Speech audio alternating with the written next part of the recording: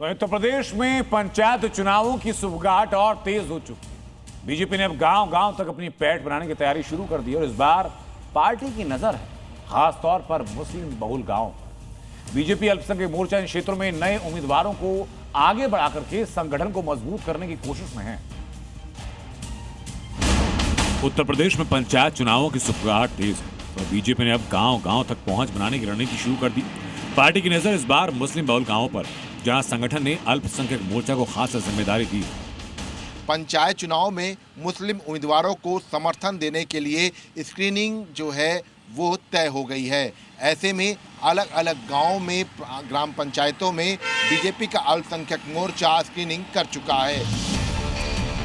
सूत्रों के मुताबिक बीजेपी का अल्पसंख्यक मोर्चा करीब 2000 ग्राम प्रधान पदों और 120 जिला पंचायत सदस्य पदों पर मुस्लिम प्रत्याशियों को समर्थन देकर मैदान में उतारने की तैयारी में, जिसका उद्देश्य जमीनी स्तर पर संगठन को मजबूत करना और भविष्य के चुनावों के लिए नए चेहरों को तैयार करना है।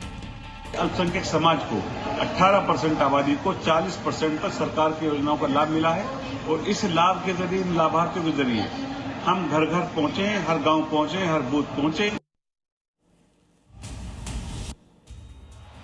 और अब समझिए कि पंचायत चुनाव में बीजेपी की नई रणनीति क्या है। करीब 57,000 से ज्यादा ग्राम पंचायतें हैं उत्तर प्रदेश के अंदर जिन पर फोकस बीजेपी फिलहाल कर रही है। इन 57,000 ग्राम पंचायतों में जिन पर फोकस कर रही है, 3,000 से ज्यादा ग्राम पंचायतें ऐसी हैं जो कि मुस्लिम बहुल मानी जाती हैं, जिसमें मुस्लिम वोटर ज्यादा हैं। उनमें 7,000 गांव में ऐसे हैं जहां पर मुसलमानों की आबादी 70% से भी ज्यादा है।